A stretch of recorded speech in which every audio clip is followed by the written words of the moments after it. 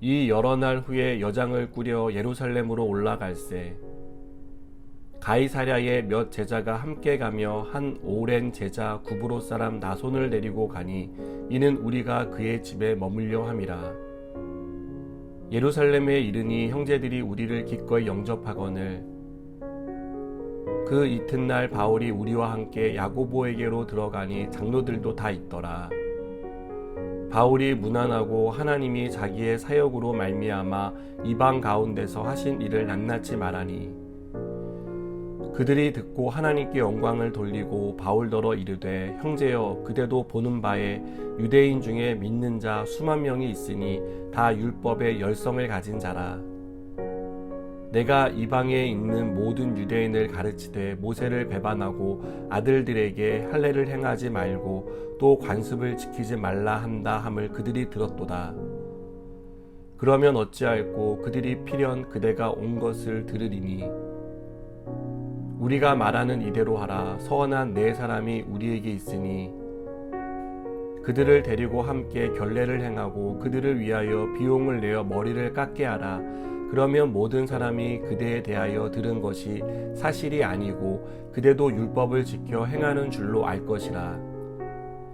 주를 믿는 이방인에게는 우리가 우상의 제물과 피와 목매어 죽인 것과 음행을 피할 것을 결의하고 편지하였느니라 하니 바울이 이 사람들을 데리고 이튿날 그들과 함께 결례를 행하고 성전에 들어가서 각 사람을 위하여 제사 드릴 때까지의 결례 기간이 만기된 것을 신고하니라. 아멘. 바울은 예루살렘에 도착했습니다. 다음날 예루살렘 교회 지도자들을 만난 바울은 3차 전도 여행에 대한 보고를 하고 예루살렘 교회를 위한 헌금을 전달합니다. 바울과 예루살렘 교회 지도자들은 하나님이 하신 일에 대해 감사를 드렸고 모든 것을 하나님이 하셨다라고 고백합니다. 바울의 사역은 이렇게 아름답게 끝나는 것 같았습니다. 하지만 야고보 사도가 바울에 대한 유대인들의 생각을 전하며 긴장이 발생합니다.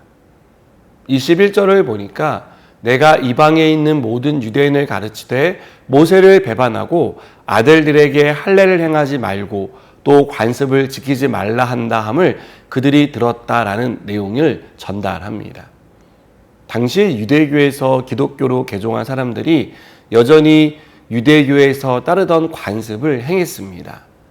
그것은 할례와 율법에 대한 준수였습니다. 그런데 이들이 볼 때 바울이 갑자기 그들이 따르는 관습을 없앤다는 말을 듣고 반감을 갖게 된 것입니다. 우리가 오랫동안 따르던 관습을 갑자기 없애면 무언가 잘못된 것 같기도 하고 허전하기도 하지 않습니까? 교회에서 예를 들어보면 예배 때 찬송가를 부르지 않는다면 무언가 빠졌다는 그런 생각을 하게 됩니다. 또 대표 기도를 직분에 상관없이 세우면 오래된 교회일수록 교회의 전통을 무너뜨리는 것 같다는 반감을 갖기도 합니다. 제가 신대원을 다닐 때 들었던 이야기입니다. 젊고 유능한 목사님이 역사와 전통을 자랑하는 교회에 담임으로 청빙되었습니다. 교회를 가보니 피아노가 강대상 오른쪽에 있어 시야를 가리고 여러모로 이상하다는 생각이 들어 왼쪽으로 이동을 시켰다고 합니다. 피아노가 이동된 것을 보게 된 교회 성도들은 난리가 났습니다. 결국 이 목사님은 피아노를 옮긴 이유로 교회에서 쫓겨났다고 합니다. 이 목사님이 나가고 후임 목사님이 왔습니다. 이 목사님 역시 피아노가 거슬렸는데 어떻게 할까를 고민하다 매주 1cm씩 왼쪽으로 이동을 했다고 합니다. 그렇게 오랜 시간에 걸쳐 피아노는 오른쪽에서 왼쪽으로 이동을 했는데 피아노가 움직이는 동안 성도들 중 누구도 동요하지 않았다는 얘기였습니다. 물론 지어낸 이야기라고 생각합니다. 그만큼 교회의 전통은 중요하게 여겨집니다. 그러나 생각해 보면 아무것도 아닌 일로 너무 큰 갈등과 희생을 치르는 일들이 일어난다는 것을 알 수 있습니다.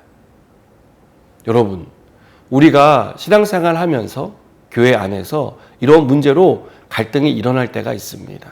정말 별것 아닌 것 같은데 그 일이 분란을 일으키기도 합니다.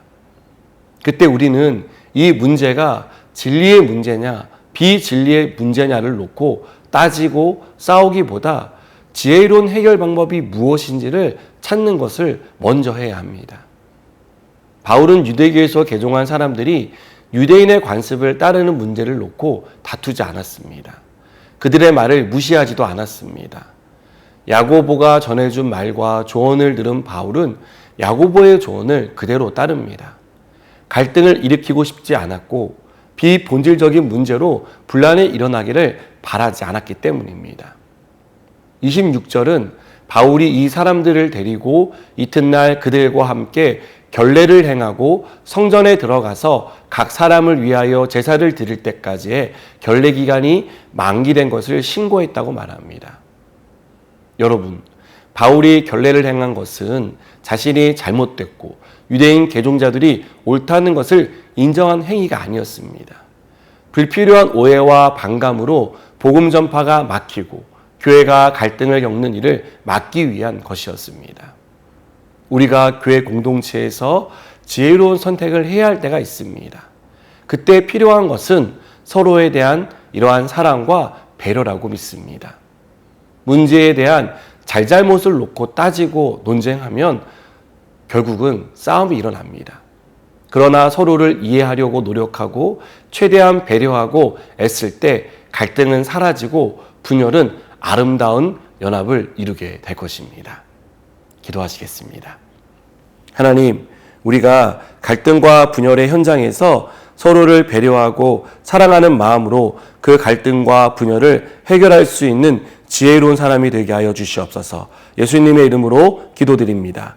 아멘.